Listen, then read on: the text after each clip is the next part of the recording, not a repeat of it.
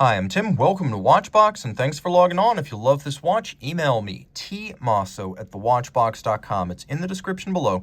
Your purchase and pricing email question line for buying this or any watch you see on any Watchbox platform. Please reach out to me directly. Email tmosso@thewatchbox.com for pricing.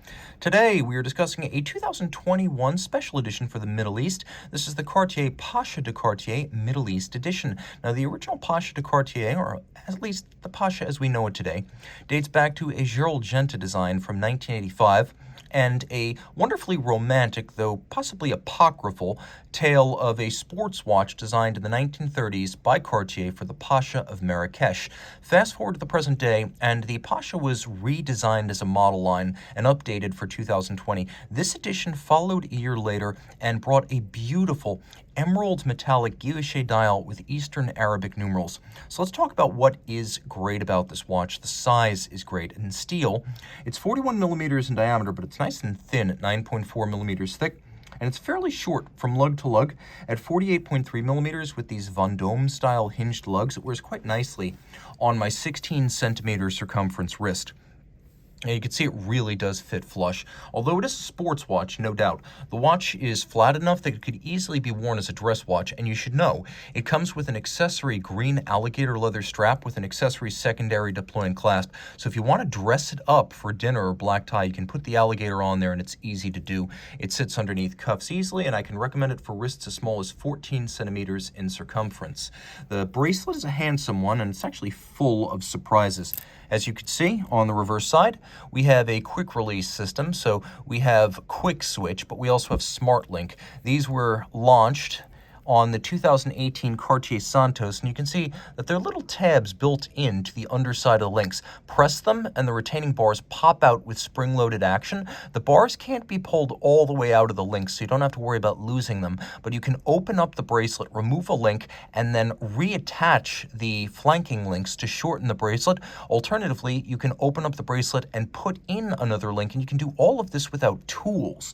There are plenty of removable links too. You will see them on both sides, giving you quite a bit of flexibility. And note that there is even a smart link that is a half-size link, so you do have some incremental adjustment built in there. It is a double folding clasp. You can see it folds one, and then really it's a sequential fold, so you want to fold just like that. Twin trigger release, and so it's actually thick gauge steel, and with twin trigger release, this is going to stay shut even in the course of violence on the wrist, and that is the idea here, because this watch is surprisingly robust. It has a tough tractor movement that Cartier designed specifically for sports watches. The watch, with its famous Pasha canteen crown, that is a crown over a crown, it's 100 meters water resistant, and outside we have a little green spindle, and then internally we have a blue spindle. We also have 2-row knurling, and the crown is a pleasure to grip, but relatively hard upon which to gain purchase. So this is an automatic winding watch. You want to set it and let it wind itself and sustain itself on the wrist. Now, it does have some subsidiary setting modes. It has hacking or stop seconds, and then it has a intermediate position for quick setting the date if you want to rapidly set the date. For the most part, wind it up and then let it wind itself. It has an automatic winding 42-hour power reserve, courtesy of Cartier's own manufacturer caliber, 1847, the date of Cartier's inception. The movement was a drop-in replacement for the ETA 289282, and it retains most of that movement's capabilities.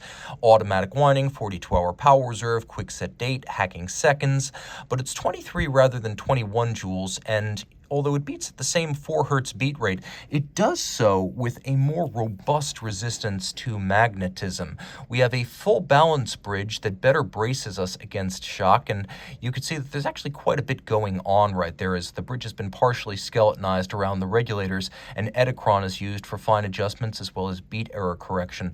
Now, about that anti-magnetic reinforcement, we have a nickel phosphorus escapement here, and then a paramagnetic ring around the movement, much like a contemporary third-generation Vacheron overseas. So this actually winds up being anti-magnetic to 1200 Gauss, which is a hell of a lot more than you would expect in what is essentially rooted in the world of dress watches. So remember, 1000 Gauss is 1000 Gauss, and while the Rolex today is more than that, the fact that this is 1200 is extraordinary.